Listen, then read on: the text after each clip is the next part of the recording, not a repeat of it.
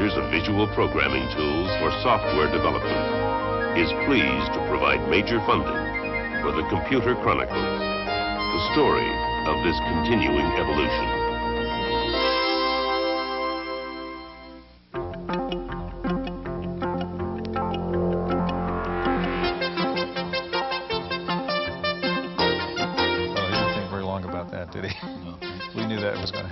Welcome to the Computer Chronicles. I'm Stewart Cheifet, sitting in for Gary Kildall this week as Herb Lechner of SRI. Herb, we think of chess as the ultimate game of skill, a game that requires mental agility, intelligence, if you will. Yet here I am playing a game of chess with a computer, which is analyzing board positions and applying a certain kind of intelligence to figure out what its next move should be. That's the subject of our program today, artificial intelligence. And in some people's minds, AI suggests attempting to duplicate the way a human brain works. Is that what AI is, in fact? Not in most modern AI research, Stuart. Early research in AI looked at duplicating human thought processes, but current AI research is more concerned with duplicating the end result of intelligence. And computers that act as experts in expert systems, and computers that can communicate with us in our language, understanding some of the context of that language, are two areas that are receiving a lot of attention in artificial intelligence research today. Okay, we're going to meet two of the world's foremost experts on artificial intelligence, and we'll take a look at two fascinating examples of expert systems. One of the leading experts on expert systems is Dr. Edward Feigenbaum of Stanford University. We asked Professor Feigenbaum about the evolution of artificial intelligence. The computers, as you know, are general symbol processing devices capable of manipulating any kinds of symbols, of which numbers constitute one important class, but computers are much more general than that. We've known about the generality of computation since at least the time of Turing in the 1930s, and actually I've tracked it back to intuitions that Babbage had that were reported by Ada Lovelace, after whom the Ada programming language is named.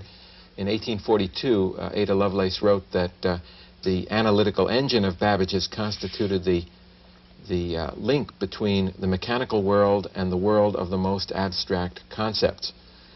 That currently, in the modern terminology, is called the physical symbol system hypothesis and is the basis for artificial intelligence work. In artificial intelligence as a science, we talk about the use of computers to process symbolic knowledge using logical inference methods, symbolic inference methods.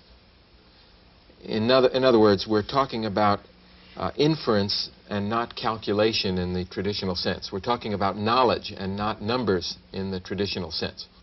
A current application of inferential knowledge engineering is in the field of expert systems. Programs like this oil exploration advisor. Developed to assist drilling rigs in remote areas, the program behaves much like a qualified specialist. It asks questions of its user and then gives advice on how to avoid or correct accidents so common in drilling operations. If at some point in the line of questioning the user becomes confused by the query, he can ask the program to explain itself, simply by entering why. The advisor responds with a specific source behind the question and explains its reasoning up to that point. The symbolic processing behind the human-like talents of this program have found applications in a broad range of fields, from medicine to robotics. Perhaps the most difficult area for AI to master has been natural language, a talent that results in very friendly computers, but that requires enormous processing capacity. The ambiguities of syntax and context have restricted present systems to very limited applications. A simple geographic question, depending on the phrasing, can lead to multiple interpretations. The program will determine the question's most likely meaning only after an exhaustive deconstruction of the sentence, and might even reject an unusual phrasing of the same query. In a parallel development, investing AI programs with linguistic ability has led to an interactive study of graphic communication. In this experiment, the visual dynamics of communication form the foundation for a linguistic expert advisor capable not only of discerning visual patterns, but also acting as a kind of tutor. One interactive application has given persons without normal speech the ability to adapt or construct alternative symbolic languages, a remarkable instance of using a computer program's intelligence to help interpret human intelligence.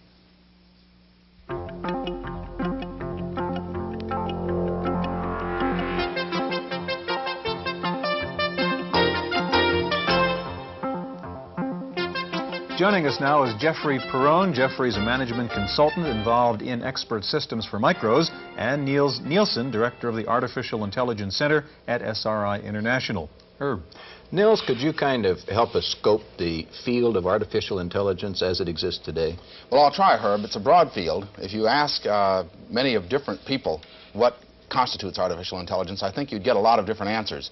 For me, I think it concerns mainly the putting of knowledge into computer programs so that the programs then can solve certain problems which humans find somewhat easy or perhaps intellectual challenges sometimes. And the knowledge that one puts in is knowledge that's represented in a particular sort of way. So the idea is that it's just not smarter programs that do artificial intelligence programming. It is some difference in techniques that they use relative to what ordinary programmers do. Well, there's a part of computer science that artificial intelligence is concerned with that does, in fact, involve a certain body of techniques that are a little different, perhaps, than what goes on in the rest of computer science.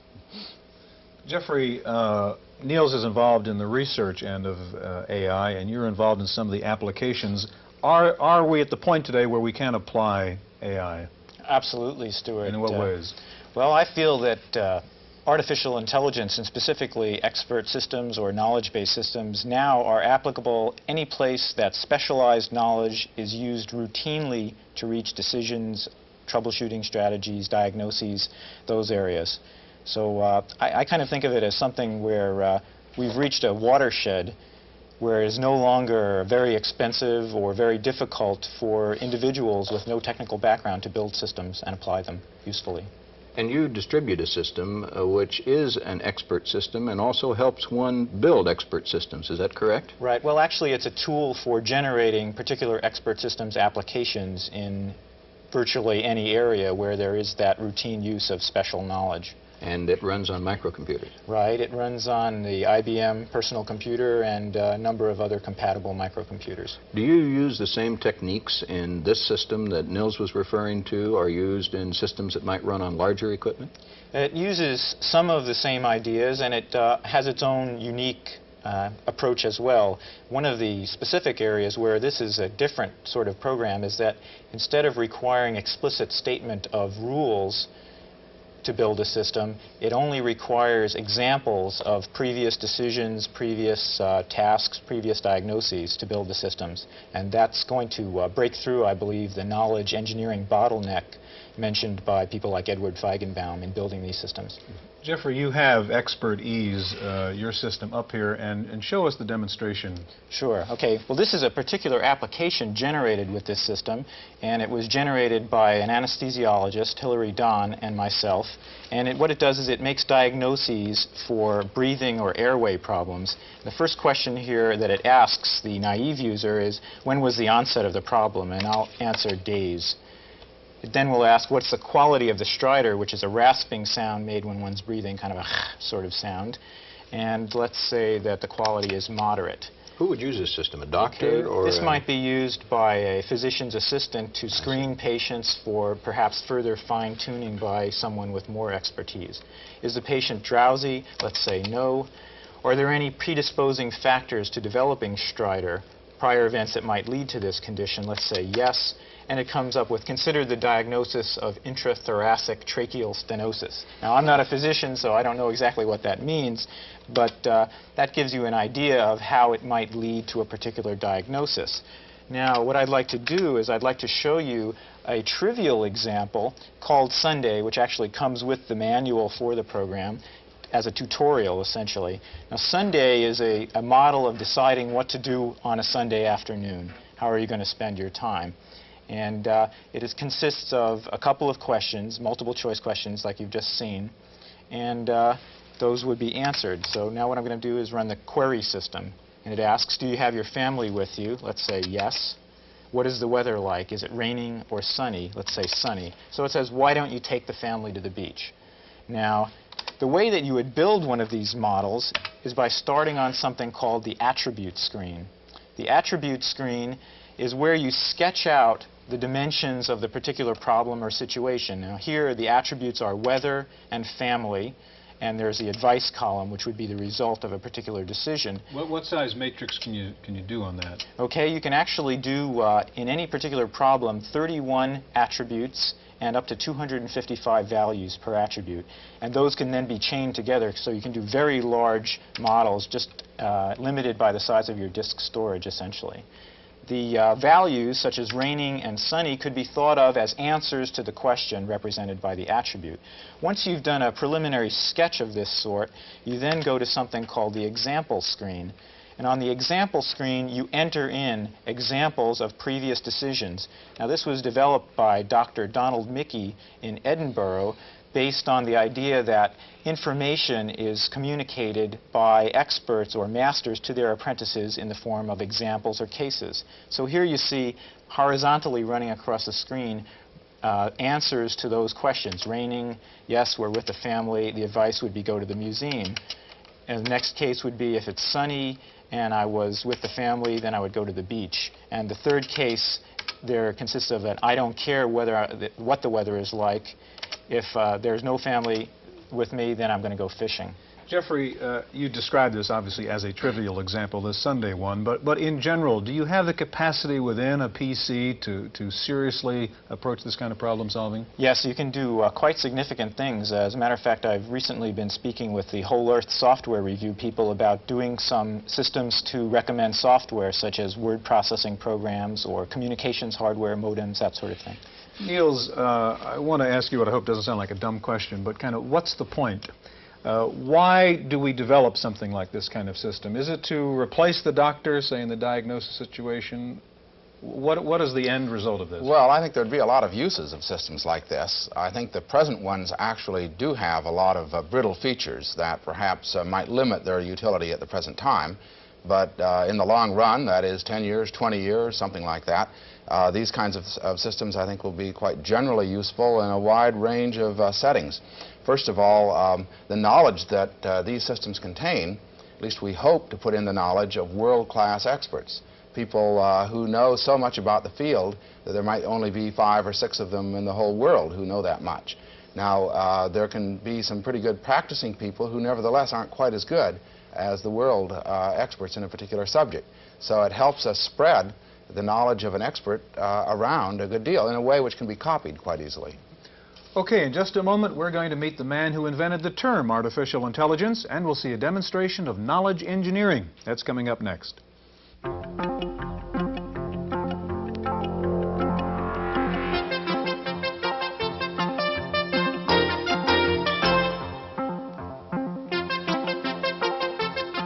Joining us now is Tom Kehler. Tom is Director of Applied Artificial Intelligence at Intelligenetics. Tom, you've got a complex system here. First of all, tell me how this would be different from the system we saw in the first part of the program. Well, one way is that it's different is that we can develop a graphics environment which connects to the underlying knowledge bases so that the user really is just fooling around with meters and valves and objects that they're used to. Here, for example, if we look at this levelometer, we can just point to it. Before you get to that, what's the environment we're looking at here? Oh, this is the key system, the knowledge engineering environment, and we have knowledge bases hooked up to a control panel right here at the moment, and it's just a little example to show you how we can hear a control panel of what? This could be a control panel, say, to a nuclear reactor, or to an instrument, or any other kind of operational device that you would want to work with. And here, for example, we're just changing the value of a meter, and notice that it's generating a strip chart showing the time course behavior. Another thing we can do with these kinds of panels is we can go in and look at valves, and we can affect the valve whether it's open or shut. Now, what's important about this is affecting an underlying knowledge base, which will then apply heuristics and decision-making procedures to the system. Can you show us that, how you can go to the part? There you go. We Sure. solve a problem. Well, what we see underneath here now is a knowledge base for a nuclear reactor. And we can have a representation of the components of the nuclear nuclear reactor, as well as a representation of the decision-making behavior that would be carried out by the expert. And what you will see here is that it's both possible to use rule-based reasoning as well as representation of the underlying knowledge. One of the first things we'll do here is just take a look at how we could test the hypotheses of a particular accident situation. And we just point to test hypotheses and activate it here. And what we see the system doing is going through a decision-making process where it's accessing the underlying knowledge base, looking at the various states of the components. And by the way, the states of these particular components can be accessed directly into the instrument or into the nuclear reactor. Now you can actually interrogate the system and ask it what course of logic is it following. Is that correct? That's right. Right now it's come up and asked the operator a question. Is it true that the steam generator level is decreasing? So we can say, why is this being asked? And it will explain to us that it's doing it in order to prove that the steam generator inventory is inadequate. We will then give it an answer, and it goes on to reach a conclusion. Okay, Tom, this system runs in LISP. Why is LISP the right language for an AI application? Well, one of the reasons that LISP is so important is that you need to have very powerful symbol manipulating capabilities. Decision-making is primarily a symbolic activity. Knowledge representation is primarily symbolic, and you need that kind of capability. Okay, thank you. Herb. John McCarthy has joined us. John is a professor of computer science at Stanford University and one of the pioneers in the field of artificial intelligence. Among his other accomplishments, he invented LISP, the language that Stewart just referred to. John, why did you invent LISP? Well, for artificial intelligence work, the kind of thing that they are doing here. What are its characteristics that make it different than some other language as applied to artificial intelligence?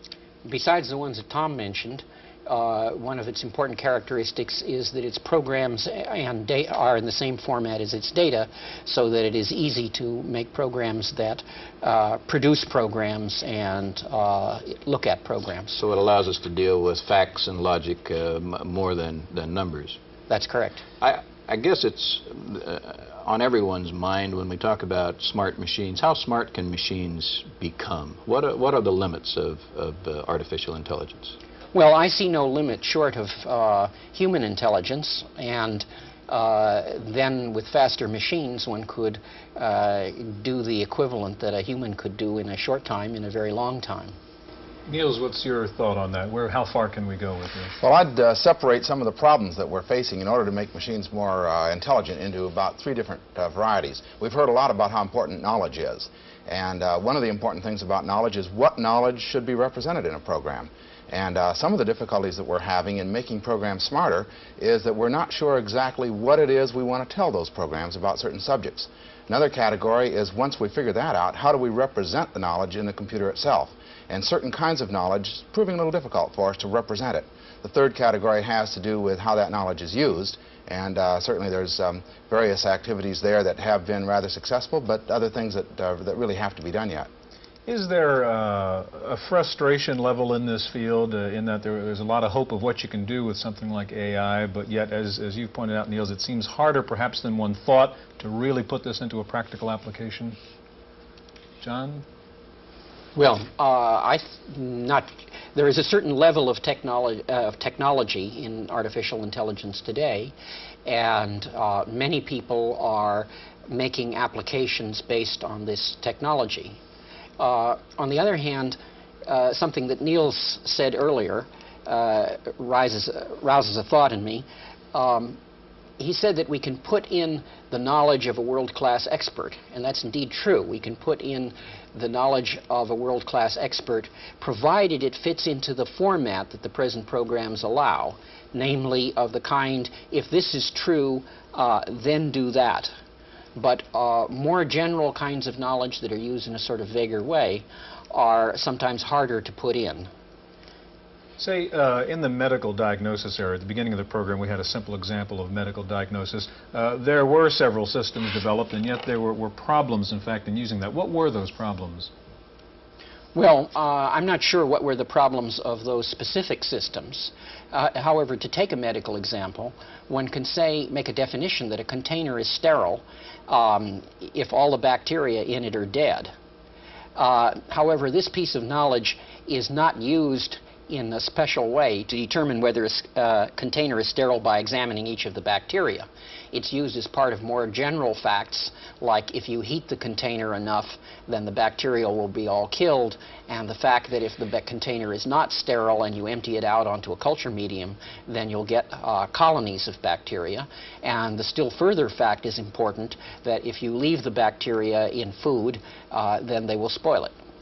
Nils, where do you see the future practically going in AI? What's the biggest potential market, if you will, for these kinds of applications? Well, it seems to me that expert systems, as they have been going along, probably represents a rather large market, and we'll continue to develop systems that are less brittle over the next 5, 10, 15 years.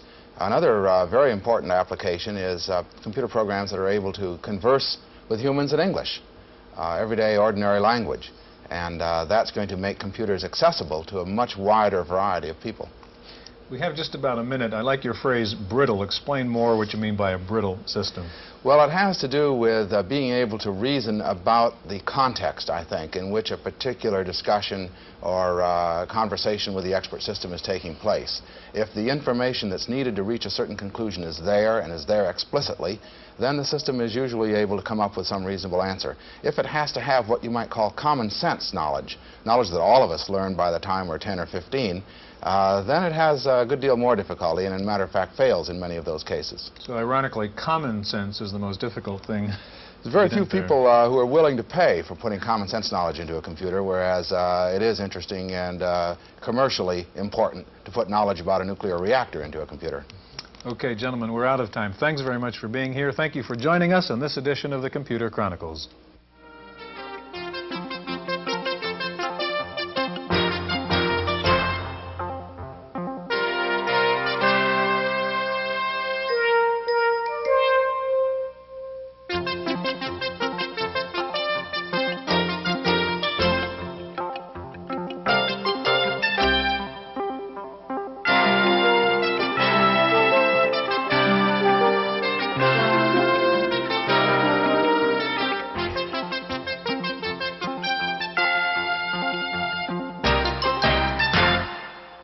Microfocus, creators of visual programming tools for software development, is pleased to provide major funding for the Computer Chronicles, the story of this continuing evolution.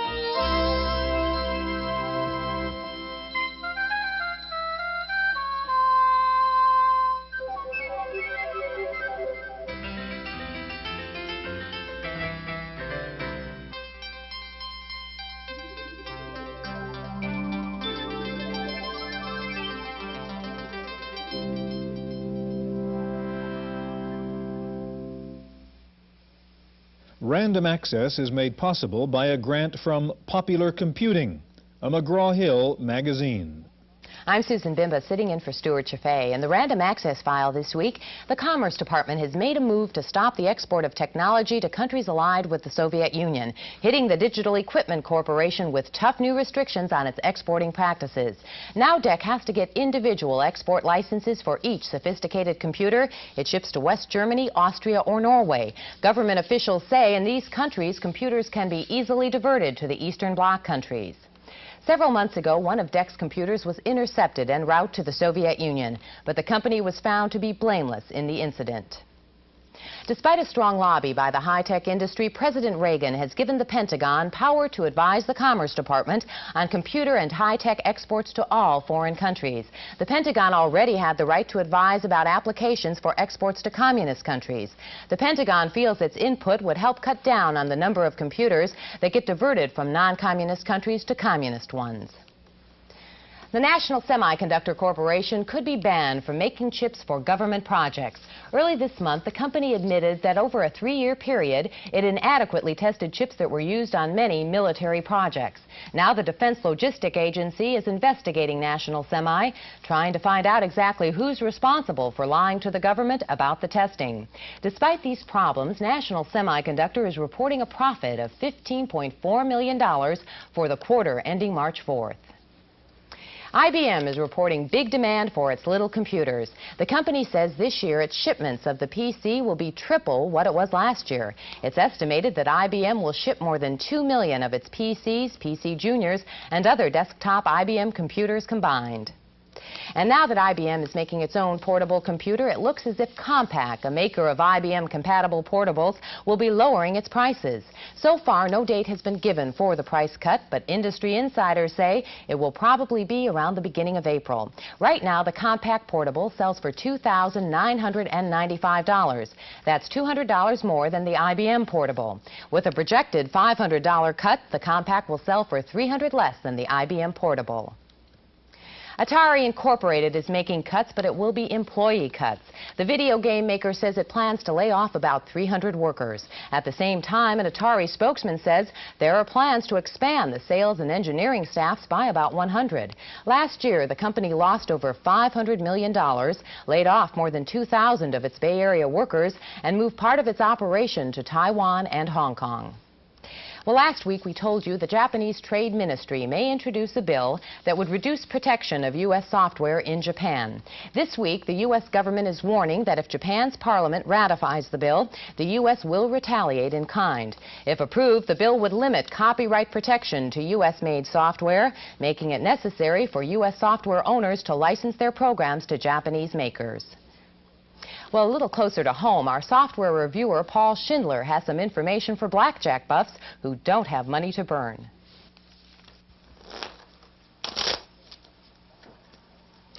If you gamble in Nevada or Atlantic City, that's a familiar sight, the shuffling of blackjack cards, usually accompanied by the sight of your money being swept in by the dealer at the end of the round.